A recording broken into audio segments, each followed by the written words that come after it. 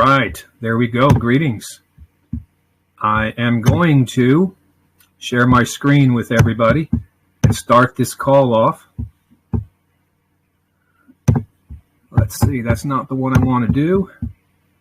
Let's see, here we go. Where is it? There we go. All right. Slideshow. Okay. Just going to make sure I can confirm. One of my parties there can tell me, does everything look good? Somebody give me a thumbs up if you can see my screen, full screen, please. Can you hear me? Looks good. Okay, thank you. Thank you. All right. This is our call tonight. I have to actually, need to go back. Actually, let's go back to the beginning. Here we go. New beginning of this call. Welcome, everybody, to the January 4th, 2024, so they say, New Year's Bash in the House of Prayer. I'm your host and moderator, Daniel Joseph. So for the mission statement for the House of Prayer, this entire New Year's Bash call is organized within the ecclesiastical jurisdiction under the House of Prayer's mission statement, Isaiah 58:6, to wit, is not this the facet I have chosen, to loose the bands of wickedness, to undo the heavy burdens, let the oppressed go free, and that you break every yoke. Our special guest speakers are hereby noticed that this call is aimed at freely gifting the listening audience with knowledge. I'm aware that of our guest speakers are available to serve for donations or fees. The House of Prayer is not a party nor is responsible for any of the agreements made prior to or subsequent to this call. That is, with any of the parties that are on this call. A little disclaimer there. So for tonight's lineup, we have many guest speakers. Each speaker will be allotted 25 minutes to share. I have not created a comprehensive schedule of time, except these times are approximate. We will do our best. Some of you may have seen this. We have Ron Adams. He's supposed to be coming on at 7. Kevin Michaels and Boris at 7:30. I know that Leo is going to be speaking about the common law. John for Texas, he's got to speak some about the search and seizure. Hope and Smoking Baby will be speaking about our pronouns and the municipal corporation easements, I'm hoping. We have Ed Sinor, a regular on the House of Prayer calls, who I believe is going to be speaking some exciting news about the choice of law and conflict of law. We got a new member, Leon. Let's give him an ear. He purports to work with the UCC, so we'll see what he has to say. Some of you may know GlennWinningham Fern. He's going to share some things. He put a recent new video out here. He hasn't given me his subject matter, but he's going to be on at 10:30. KW, he's been having some issues. He's hoping to be able to make it. I spoke with him by text. Let's just hope he shows up. Pops is at 11:30. He's got some exciting testimonies that might match with something I'm going to share here momentarily. Wesley Keith Mullins will be a new timer with the House of Prayer also. He's going to be sharing at, looks like, midnight. And then hopefully, if we're all still awake, sorry, but Private Nobody was the last one to be on the speakers list, but he feels he has some things to share at 12:30. Also, there's a few others that they can direct message to me. We've spoken.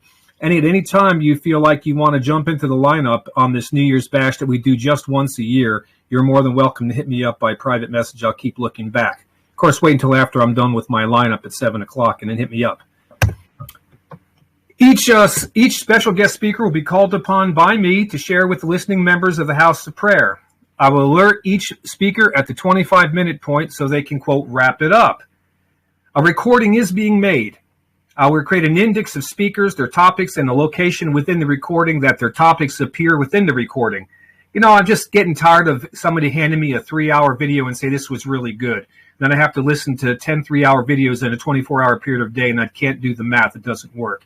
So I'm going to try to make this a little bit more organized in hopes that maybe we can catch on and do this for our neighbors. When we put these calls out, we can have an itinerary, an index of exactly what's being spoken. So that's my intention for you all there.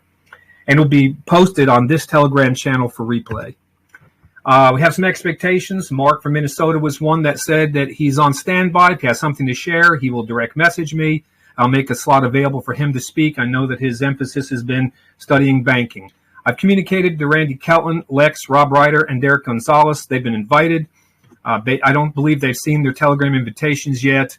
They may see them, and they may arrive and share. Who knows? Last year's New Year's resolution. I'm talking about New Year's resolutions right now because this is what we call the New Year's, even though we all know that it's not for another few months. But we're going to go ahead and play and pretend. Last New Year's resolution for me was not to speak ill of my neighbor, even though speaking ill of people is a thing that many people engage in without any restraints all around me. I was able to keep that as a meditation all year long, but wasn't able to be perfect in my endeavor. I made many mess-ups. That resolution is retained, but the following has been added to my this year's New Year's resolution.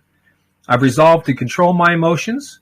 I resolved to be free to feel my emotions, experience these emotions, but I'm resolved to have control of these emotions rather than be controlled by emotions. Announcement. This year, 2024, I, Daniel Joseph, am resolved at acquiring a large area of land to build a purposeful town community from the ground up. I'm offering my energy and resources to develop this town as a certificated land trust in either Northwest Arkansas, Northeast Oklahoma, or Northeast Texas. If you in the listening audience have a similar desire to participate in the building of a town of our own, please contact me by direct message with your abilities and what you have to offer. To me, that's an exciting announcement, even though I breezed right through it. All right, this is my share, guys. I'm going to share a little bit with you because the evening is fresh and it's upon us, and we've got a lot to going on, but I have some things myself to share. So to start off with, I believe in math. What I say by that is I try to look at things mathematically as an equation. I look at information, I try to judge the information and come up with an equation that makes logical sense. And when we have two opposing views, that would be a latent ambiguity, whether it's in law or anywhere else as we're looking at logic, we have to find a resolve. But tonight, I'm going to build my conceptualization that I discovered in the training manual TM 2025. And here I got a screenshot from the War Department of Washington, November 30th, 1928. This is a training manual on the topic of citizenship, prepared under the direction of the Chief of Staff. Citizenship. In that, on page 13 of the training manual, we find that in the United States, we have what's called the dual citizenship, according to the Supreme Court, which declared that there are two kinds of citizenship, state and national. Citizens of the United States residing in any state enjoy the rights of both state and United States citizenship. In the protection thereof, we look to the national government if the source of such rights lies in the Constitution and laws of the United States, and to the state government if such rights are based upon the Constitution and laws of the state. Dual citizenship does not imply a divided allegiance. While a state commands allegiance of its citizens, the paramount allegiance is to the Union. So do the math. A citizen, and this is my understanding, folks, and this is going to be a grand evening. I'm sure there are others, my speakers there, that may or may not differ from me, but I do my best to present the math as I've seen it. So this is my chance to share, just like they'll have their chance to share. But as I see it, a citizen is a person, a token, an entity. It is subject matter, and it is a rank a man holds in a society. Therefore, my equation is I possess all the rights, privileges, and immunities of both a citizen of the United States and of a state citizen of Arkansas. And yet, I am not these persons. I possess them, and I'm secure in these persons as well as my papers and effects. Now, this is recorded. You can come back to this later. I know I'm breezing through this pretty fast, but I have a purpose and a method to my madness here. What I've discovered here last year that I thought was really exciting, after about 10 years worth of what I would call passport information, of studying the passport and the different processes and the state citizen this and the exemplary statement and an affidavit, and don't use a social security number, and do use a social security number, and all of the information that related to the passport, along with another one of the students of that a studier of the law, student of the law that's on the call here tonight with me, who wished to remain anonymous. We went through this in quite length, in great detail, and when I shared this with him, he agreed. Once you see it, you can't unsee it. So I'm going to share with you the dual citizenship spoken of in TM 2025 of the War Department manual. I'm going to share it right from the Department of State's publication. The Department of State revelation. The DS-11, for those who don't know those designators, that is the passport application for United States passport. The DS-11 demonstrates the two kinds of citizenship revealed in the Training Manual 2000-25. Page 1 of the passport application is for the national, and page 2 is for the state citizenship. I have deduced that if a man or woman fills this out wrong, he will have made a political election under oath that he has decided to waive the rights, privileges, and immunities of a state citizen and animate only a citizenship as a member of that society as a foreigner to the state, otherwise identified as a United States citizen, politically foreign to the state, and subject to civil rights, including exactions of every kind. So here is the DS-11. Here's page 1 of the DS-11 for your observation that I have up on the screen. If you notice, this is page 1, and it has a place for a name. If you pay close attention where it says name on this page 1 of the passport, there is block lettering, meaning that there is a cage, a little block put for each letter that you're going to put in page 1.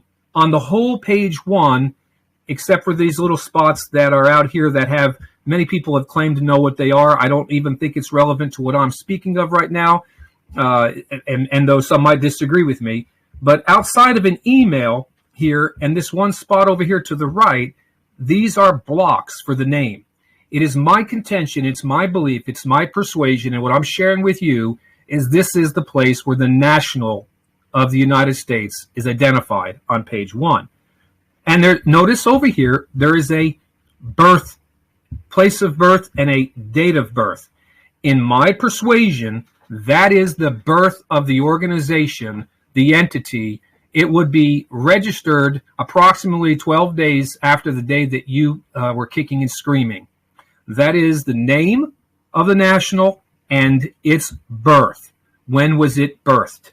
And that's in my persuasion, and that's why I'm sharing it with you. We can only be persuaded what we are persuaded in. However, page 2 of the DS-11 again asks for a name. I just want to ask you a question. Which application have you filled out, 2-page application in your life, that asks for a name and a birth date twice? That should be the head scratcher and begin the revelation for you to see why I've made the deduction, why you can potentially see the logic of what I'm referring to here in my explanation. It starts off name of applicant, again, last, first, and middle, but notice no block lettering. And it's the name of the applicant. It also has a date of birth, a second place for birth. In my persuasion, and what I've done with my passport, is I've placed the date of birth. This is the day that I breathed air. This is the day that that person was born. That state citizen. This entire page right here, in my persuasion, and what I'm sharing with you, if you fill this page out wrong, and there are many traps here, as I will say later, if you fill this page out wrong, you will not have elected for the rights, privileges, and immunities with a oath-bearing certificate called a passport from the Department of State demonstrating your political election. So here's the close-up of those pages, the name and birth date area of those 2 pages. The top picture is page 1. The second is page 2. Name, date of birth, name of applicant, date of birth. So apparently the name of applicant quite arguably can be different than name as far as national is concerned. Why doesn't say name twice? So it's specified different, so one can deduce that something could be different. There's no block lettering on page 2. There is block lettering on page 1. There's a birth date on both places. I think you're seeing my point here. I'm just driving it home. Here's what 22 CFR, Code of Federal Regulations, at section 51.2 says. Passport issued to nationals only. A passport may be issued only to a U.S. national. That's page 1. Page 1 is where you demonstrate that you have a right of access to that document. Page 1 is where the proof of national goes, whereas page 2 is where the evidence of political election to be recognized as possessing the rights, privilege, and immunities of a state citizen could appear if one fills out page 2 properly.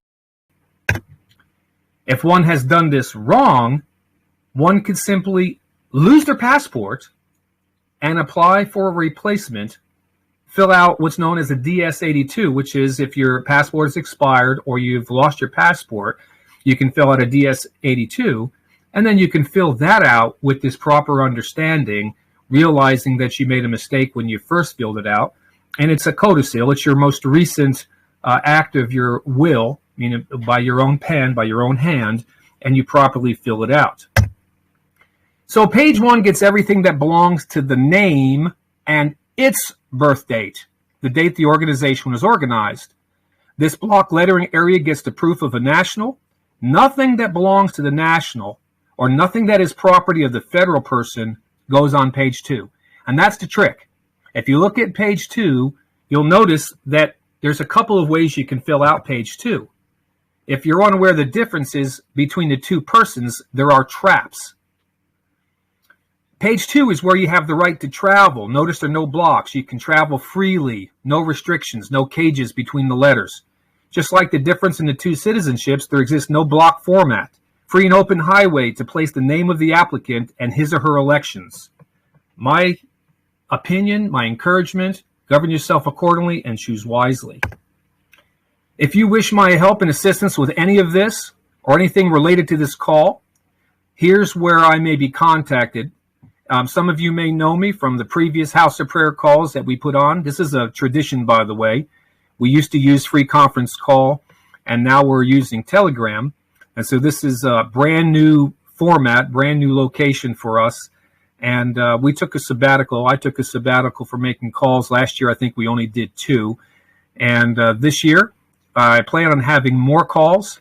I plan on doing this on a regular basis, with especially since some of the speakers that are going to be on here tonight will probably be asked back again. And I'd be happy to make this House of Prayer Telegram channel benefit for them so that they have a place to share and a place to teach. That's my goal in the House of Prayer. I personally am not a document salesman. I believe a workman is worthy of his hire, what he does. I don't sell documents. Some of you may have remembered myhouseshallbecalled.com. I didn't put that in the slideshow, excuse me, but myhouseshallbecalled.com is a web page, and previous calls are on there and documents galore. So if you feel you can help yourself and know how to create some documentation to do certain things, I've made them available from our many speakers in the past. That thing probably ended in 2020, if I'm not mistaken, with 2 or 3 years of calls on that particular channel. Well, tonight, after the speakers are finished, I'm going to be unmuting everyone. I'd like you to get your pen and papers out, take notes, jot down your questions. If you wish for the House of Prayer to showcase any of these specific topics or speakers, direct message me. It'll be Daniel Joseph in the group, and we can arrange it. Private consultations also are available upon request. Now for our next speaker. I want to make sure that he's on, or I would like to be. I'm a little bit early. I'm happy about that. The call is a long evening, and if I can be less long-winded, I'd be happy. So let me see if our next speaker is on. Are you there, Ron? Let's see if Ron is on. Can everybody hear me fine? Did I go too fast for everybody?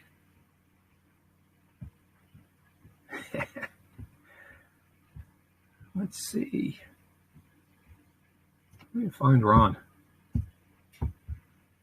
Okay. I can hear you. Good. I'm going to try to find Ron and see where he's at. By the way, those of you, my special guests, if you want to pop in right now while we're waiting Ron to come up there for the dead air space, you're more than welcome to jump in at this moment in time while I'm waiting for my dead air space to be filled with where he went to.